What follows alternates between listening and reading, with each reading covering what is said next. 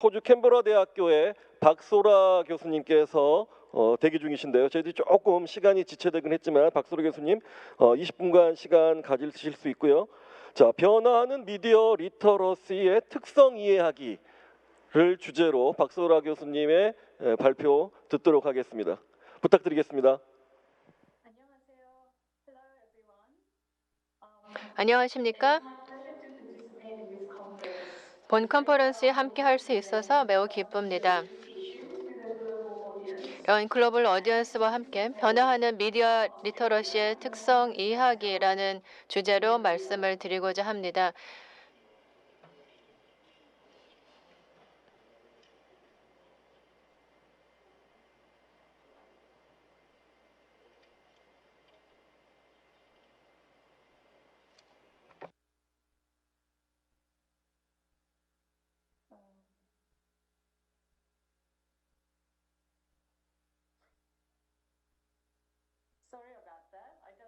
네, 죄송합니다. 네, 컴퓨터가 잠시 말을 안 듣네요.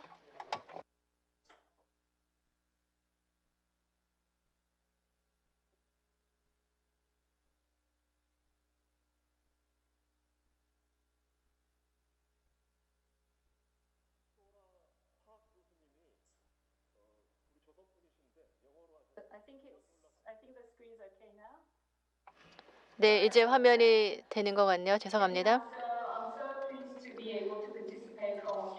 네, 이렇게 호주에서 한국에서 개최되고 있는 컨퍼런스에 참가할 수 있어서 너무 기쁩니다. 이런 기회들이 많이 있으면 좋겠고요. 한국언론진흥재단 측에 이런 발표 기회 주셔서 감사드리는 말씀 드리겠습니다. 오늘은요, 미디어 리터러시 영역에서 글로벌하게 일어나고 있는 분야에 대해서 구체적인 것, 그리고 일반적인 것들 말씀드리고, 그리고 호주의 상황, 새로운 구상들에 대해서 말씀을 드리겠습니다. 이런 미디어 리터러시는요, 학계에서 이론 중심으로 많이 연구가 되었고요. 그래서 굉장히 민첩하게 그리고 수용 가능하게 적용하는 영역이 되었습니다. 오디언스로 하여금 미디어에 어떻게 참여를 할 것인가를 많이 주로 다루고 있습니다.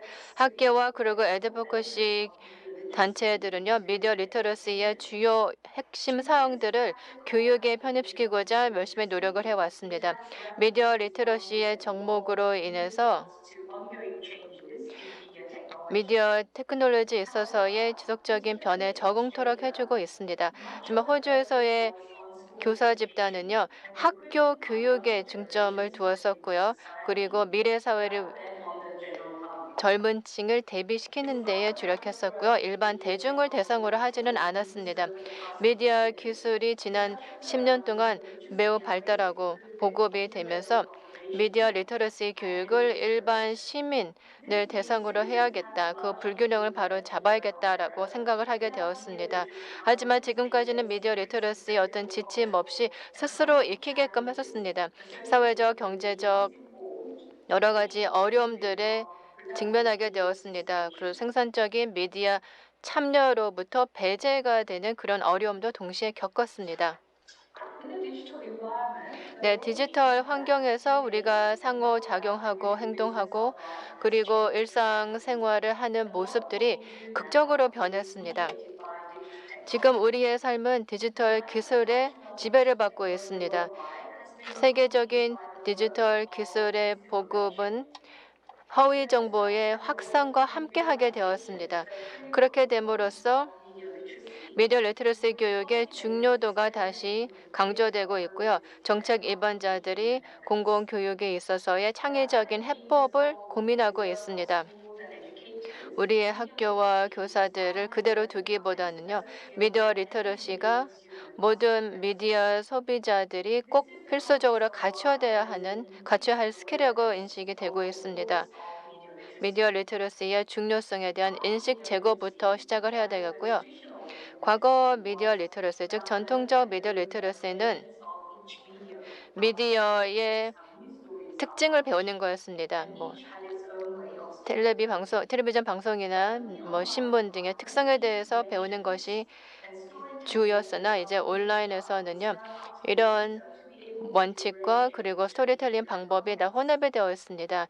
이제는 매체가 중요한 것이 아니라 다양한 컨텍스트를 파악하는 것이 중요했습니다. 그래서 디지털 미디어 리터러시의 중요성이 더욱더 부과가 되면서 디지털 리터러시 그리고 콘텐츠로서는 뉴스 리터러시가 중요하게 되었습니다. 많은 내용들이 서로 인베딩 되면서 진짜 정보와 그리고 가짜 정보를 구분하는 법 그리고 세계적으로 빨리 확산이 되는 와중에 뉴스 리터러시의 교육을 받는 것이 매우 시급해졌습니다. 네, 지금까지 미디어 리터러시의 정의를 보면은요 굉장히 광범위했습니다. 이런 미디어를 전통 미디어와 디지털 미디어로 나눌 수 있습니다. 또는 디바이스와 컨텐츠로도 나눠볼 수가 있겠습니다. 미디어 리터러시 정의에서 겹치는 부분들이 많습니다. 디지털 리터러시, 뉴스 리터러시, 정보 리터러시, 기술 리터러시 겹치는 부분이 많습니다. 공동의 역량들이 있고요. 즉 공통의 역량이라는 것은 시민들이 효율적으로 그리고 효과적으로 미디어에 참여함으로써 정보 활동을 할 수 있다라는 걸 얘기하고 있습니다. 여기에서는 비판적 참여, 컨텍스트, 크랜, 컨- 컨텐츠 제작 그리고 컨텐츠 유포와 관련해서 공통적인 역량들이 요구가 되고 있습니다. 이 중에서 디지털 리터러시는 기술적인 스킬과 사이버 보안을 강조하고 있고요. 뉴스 리터러시는요. 뉴스와 정보의 양질의 내용을 접근하는 것을 얘기를 하고 있습니다. 그리고 모두 컴퓨터 리터러시가 필요하고 있고요. 그리고 이런 스킬과 컨텐츠 중심의 분석 스킬을 같이 함양하는 것이 지속적으로 교육에서 힘써야 되는 어려운 부분이라고 할 수 있겠습니다.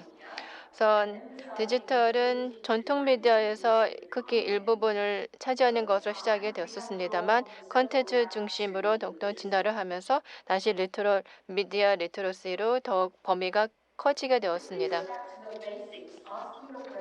네, 이제 원론으로 돌아가겠습니다. 미디어의 목적이 무엇인가를 생각을 해보게 되면 미디어의 리터러시의 정의와 무엇이 중요한지 좀 가늠하기가 쉬워질 수 있을 것 같습니다. 이는 엔터테인먼트와 그리고 업무, 일부 일세상 모두 포함이 되고 있습니다. 관계, 웰빙, 시민의식, 학습 여러 가지를 포괄하고 있습니다. 그렇다면 미디어 리터러시란 무엇일까요? 다양한 컨텍스트에 있어서 메시지를 접근하고 분석하고 평가하고 생성하는 것을 말하는 역량이다라고 하고 있습니다.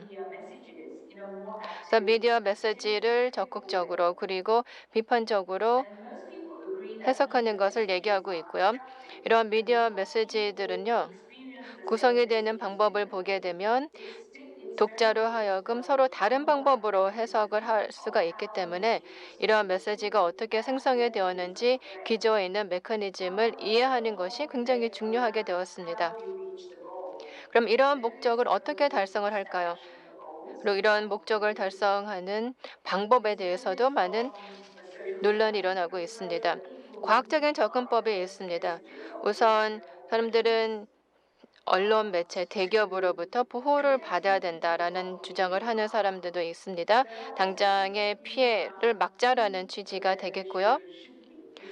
그리고 소외자에 대한 목적이 무엇인가? 미디어의 사용을 늘리고 향상시키는 것인지 아니면 좀 더 광범위한 사회적 편익을 위한 것인지 물론 양자가 배타적인 것은 아닙니다만 미디어 리터러시 교육의 필요성을 강조하는 통계 자료를 한번 볼 수가 있겠습니다. 특히 성인 집단을 대상으로 보면은요. 40개국 디지털 뉴스 소비자를 대상으로 설문조사를 했습니다. 2020년 진행이 된 것인데요. 인터넷상에서 가짜가 무엇이고 진짜가 무엇인지 물어봤습니다. 우선 60%는 잘 모른다라고 얘기를 했었는데요. 그만큼 온라인상에서 방대한 정보가 유통이 되고 있어서 생긴 혼란입니다.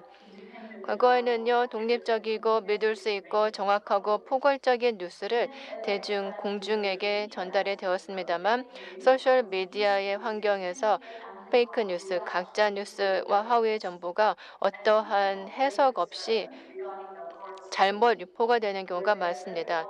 그래서 현재 상황을 감안해 보면은요, 이런 허위 정보와 그리고 잘못된 정보에 매우 취약해지기 마련입니다. 그리고 호주를 대상으로 해서 이 코로나 봉쇄 조치가 진행되고 있을 때 실시한 설문조사입니다. 네, 가짜 뉴스이거나 오도 보도에 대해서 어떤 우려 사항과 노출이 있었는지를 조사를 해봤습니다. 많은 분들이 바이러스에 대한 허위 정보에 노출이 됐다라고 얘기를 했었고요. 그것이 한 60% 정도가 됐었고 20%는 별로 없었고 한 12%는 잘 모른다라고 대답을 한 바 있습니다. 하지만 이는 사회 계층에 따라서 좀 편차가 있었고요. 그리고 연령대별로도 달랐습니다. 젊은 세대는 가짜 뉴스에 더 많이 노출이 되는 것으로 나타났습니다. 좀 반대로 이 낮은 수치는 좋을지는 모르겠습니다만 이런 허위 정보를 보지 않았다거나 아니면은 봤는데도 허위 정보라는 것을 인식을 못했는지를 알 수가 없는 겁니다. 더 우려스러운 것은요, 허위 정보에 대한 사람들의 반응입니다. 그러면 가짜 뉴스를 접했을 때 어떻게 반응할까요? 대체로 아무런 반응을 보이지 않습니다. 80% 이상이 아무런 행동하지 않았다. 소수만이 팩트 체크를 했고, 그리고 일부는 그 정보 소스에 대해서 전혀 관심을 갖지 않았다라는 겁니다. 그리고 상당 부분이 허위 정보인지 자체를 몰랐다고 하고요. 그리고 알더라도 아무런 조치를 취하지 않는다라고 대답을 했습니다. 그리고 2018년의 디지털 뉴스 프로젝트 조사 결과 우려스러운 것 또 하나는요. 뉴스 리터러시를요 대중을 상대로 해서 전 세계 시장에서 조사를 했습니다. 이제 국가별로 뉴스 리터러시 질문을 했습니다. 각국의 맞춤형으로 했었는데요. 세 가지 질문을 던졌습니다. 네, 이런 프레스 릴리스 보도자료를 쓰는 자가 누군지 아는지, 그리고 페이스북에서 뉴스 스토리를 만드는 알고리즘을 아는지, 그리고 공공 서비스 언론 매체가 어떻게 재정 지원을 받고 있는지, 이렇게 세 가지 문항을 물어봤습니다. 세 개 중에서 한 문제만 정확하게 정답을 맞췄습니다. 스웨덴과 덴마크가 1, 2위였고요. 하지만 점수는 1.55였고요. 폴란드, 프랑스, 한국은 하위권이었습니다. 맞춘 정답 수가 1 미만이었습니다. 2019년 스탠포드 대학교 연구조사 매우 유사합니다. 슈나더 교수님께서 말씀하신 것처럼 3분의 2의 대학생들이 이 광고인지 아니면 어떤 정보인지 뉴스 스토리인지 분간이 안 간다라고 대답을 했다고 합니다. 온라인상에 보내는 시간이 많죠. 그래서 부정적인 컨텐츠와 온라인상에서의 행태에 대해서 우려스러운 부분들이 많이 있습니다. Responsible Technology Australia라는 기관에서 실시한 조사인데요. 많은 호주인들이 온라인 공간에 대해서 좀 혼동의 양상을 보이고 있다, 혼란스러워한다라고 보고 있습니다. 리스크도 있고 또 편익도 있다라고 대답하고 있습니다. 75%가 소셜 미디어로 인해서 지역 사회의 양극화와 분열을 가속화하고 있다라고 하고 있고요. 86%는 정신 건강에 젊은 세대의 정신 건강에 좋지 않다라고 얘기하고 있고요. 그리고 왕따라든지 스캠 그리고 개인정보의 남용에 대해서도 우려를 표했습니다. 하지만 대부분은요. 이 온라인 플랫폼이 친구와 가족들과 서로 연락하고 연결돼 있기에 매우 좋은 매체다라고 얘기하고 있습니다. 그리고 호주에서 이렇게 실시된 조사를 보면은요. 이 성에는요 디지털 컨피던스에 있어서 높지만 어떤 문제가 생기면 어떻게 대응을 해야 되는지 모르는 경우가 많았습니다. 75%가 온라인상의 부정적인 행동에 대해서 인식을 하고 있고요. 72%는 기술을 편하게 사용하고 있고, 그리고 59% 정도는 네, 사실과 허구를 구분할 줄 안다라고 얘기를 했습니다. 하지만 절반 이하가 온라인상의 오남용을 어디에 신고를 해야 할 것이며, 그리고 아이디 도용의 희생자가 됐을 때 어떻게 되는지 모른다고 했습니다. 이런 온라인 안전 정보에 관련해서 필요성을 인식을 했었지만 이 필요성과 그 조치에 대해서는 또 격차가 있었습니다. 온라인 안전 정보를 받는 층이 그게 제한적이었었고요. 그리고 일반 대중이 현재 미디어 환경에 대해서 우려를 표하곤 있으나 향후 대책에 대해서 방향성을 잘 모르고 있고 스스로 어떤 조치를 취할 수 있는지 모르는 경우가 상당히 많았습니다. In Australia, 네, there 호주에서는요. is some significant development in the past 2 years. 네, 지난 2년 As 동안에 많은 continual 상황이 various reviews 전개가 and policy 되었습니다. initiatives over the 다양한 past decade, 10년 the 동안의 Australian 정책 Competitive 구상과 Consumer 입안 Protection 활동으로 인해서 Agency H4C라는 호주 관련 위원회에서 디지털 플랫폼 인quiry를 2017년 12월에 조사에 착수를 했습니다. very recently 본 자료에 대해서 and 최근에 아마 보셨을 것 같습니다. 호주가 페이스북과 구글의 뉴스에 대해서 비용을 지불하도록 하기 위한 이런 움직임을 접하면서 아마 보도를 통해서 많은 관심을 불러일으켰기 때문에 보셨을 수도 있겠으나 사실 이 조사는 훨씬 더 광범위한 디지털 플랫폼의 영향에 대해서 호주를 대상으로 해서 조사를 한 내용입니다. 또한 디지털 검색 엔진, 소셜미디어 플랫폼과 기타 디지털 콘텐츠 수화 플랫폼은 미디어 광고 시장에서의 경쟁이 매우 치열하다라고 지적을 하고 있으면서 이 조사를 통해서 디지털 플랫폼의 뉴스와 언론 콘텐츠의 보급에 있어서 어떤 역할을 하는지를 봤습니다. 그리고 뉴스 콘텐츠 크리에이터와 광고주 그리고 소비자들은요. 실제 어떤 상황이 전개되고 있는지에 대한 생각의 범위가 굉장히 광범위했습니다. 2년 동안의 밀도 있는 조사와 그리고 협의를 통해서 H24C는요, 최종 보고서를 2019년 6월에 발간했습니다. 23건의 권고안을 정부를 대상으로 하였고요. 또한 행동에 나서기를 촉구했습니다. 이 중에서 2번은요, 미디어 리터러시와 직접적인 관련이 있는 겁니다. 12개는 디지털 미디어 리터러시를 향상시키는 것이고요. 13번은 디지털 미디어 리터러시를 학교에서의 교육을 통해서 강화하는 것을 얘기하고 있습니다. 이 최종 보고서에 대해서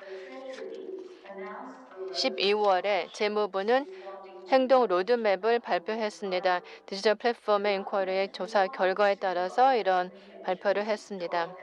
그래서 권고안 12번과 13번에 대해서 대안을 내었습니다. 정부는 전문가 네트워크를 만들어서 미디어 리터러시 자료를 공통의 프레임워크를 기준으로 해서 만들기를 제안을 했습니다. 학생과 성인 그리고 기타 취약계층을 대상으로 하는 것이었고요. 그리고 두 번째, 정부는 뉴스와 미디어 리터러시를 호주 교과 중에 있어서의 정기 점검 시기에 포함시키겠다라고 했습니다. 이런 H4C는 디지털 미디어 리터러시에 대해서 조사를 한 것이었는데요. 이런 권고안에 따라서 정부의 대안과 함께 미디어 리터러시로 범위가 넓혀졌습니다. 정부가 이와 같이 12월에 대안을 발표하고 그리고 최종 보고서 나온 직후에 저희 뉴스 미디어 리서치 센터 정보예술부의 후원을 받았는데 현재 인프라 트랜스포트 리저널 디벨롭먼트와 커뮤니케이션 부로 이름이 바뀌었는데요. 이런 의뢰를 받아서 저희는 다른 국가에서 커뮤니티를 위한 미디어 리터러시 프로그램을 어떻게 진행을 하고 있는지에 대해서 조사를 하라라는 임무를 받았습니다. 그러니까 학교가 아닌 곳에서 리터러시 프로그램이 어떻게 교육이 되고 있는지를 조사를 하는 것이었습니다. 다양한 미디어와 디지털 리터러시 프로그램을 조사를 하였더니 이 조용한 프로그램, 즉 사일로 프로그램들은 효과가 없다. 즉 개별적으로 진행되는 것은 효과도 적고 또 지속 가능하지 않다라는 겁니다. 툴키트와 함께 온라인상에서 특정 집단만이 교육을 받는다면 충분치 않다라는 겁니다. 이렇게 고립된 프로그램들은 효과가 떨어집니다. 지속적인 행동 변화를 위해서는 온 오프라인 자원의 혼합 그리고 교육 프로그램이 필요하다라는 것이었습니다. 학교와 교외 프로그램이 함께 혼합되어야지 효과가 있다라는 내용이었습니다. 저희 12번 권고안에 대한 정부의 반응은요. 이런 네트워크 모델을 포함하는 것을 주 내용으로 담고 있고요. 그리고 전문가 집단을 함께 공통의 프레임워크를 기준으로 해서 자료를 만들고자 하는 것이었습니다. 학생, 성인, 그리고 기타 취약계층을 대상으로 하는 것이었고요. 그리고 이런 권고안에 따라서 해당 부서는 미디어 리터러시의 파트너십 모델을 만들고 있습니다. 산, 학, 연 그리고 대중을 함께 연결을 하고 있는 겁니다. 그리고 민관기관, 공공기관, 학교, 언론, 매체기관, 디지털 플랫폼 업체가 함께 공동으로 더 광범위한 오디언스에 다가갈 수 있도록 하는 네트워크 구성을 촉진하고 있습니다. 네, 네트워크 파트너십의 필요성은 특히 성인층과 그리고 참여를 덜하는 오디언스를 함께 참여시키는 데 더욱 중요해질 것입니다. 미디어 교육이 필요 없다라고 생각하는 계층도 중요할 것인데요. 이런 계층은 미디어 리터러시 교육의 연수나 교육이 필요 없다라고 생각할 가능성이 매우 높아서 접근하기가 더 어려울 수 있습니다.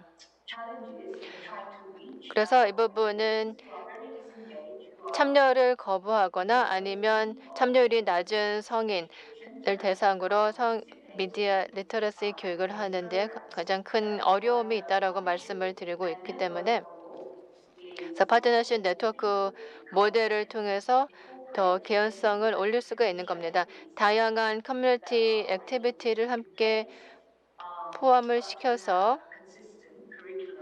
일관성 있는 교과정이나 교수법 방법론을 취약계층과 이를 거부하는 계층에도 실시할 수 있는 장점이 있습니다.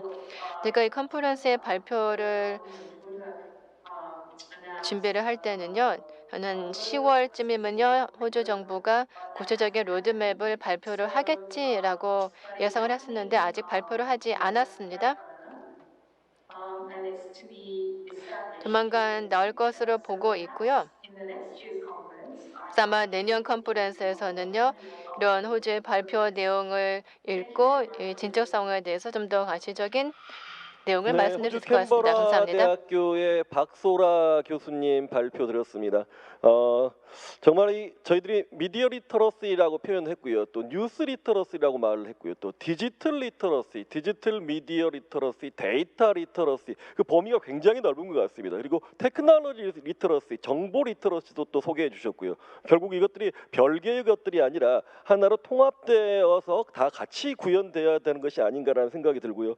무엇보다도 박소라 교수님 주제 발표에서 그동안 저희들이 대학에서의 미디어 리터러시 교육과 초중고에서의 미디어 리터러시 교육을 얘기했는데 지금 호주에서 박소라 교수님 연구팀은 성인 대중들을 대상으로 한 미디어 교육이 필요하고 그들을 대상으로 하고 있다라는 것도 굉장히 주목할 만한 부분인 것 같고요. 그리고 무엇보다도 이게 네트워크 모델 특정 교사가 혼자서 하는 것도 아니고요. 정부가 그냥 주도적으로 하는 것도 아니고요. 정부와 심지어 산업체, 학교, 지역기관, 교사, 학생 모두가 다 하나가 되는 어떤 통합 모델을 제안해 주셨는데 굉장히 흥미로운 것 같습니다.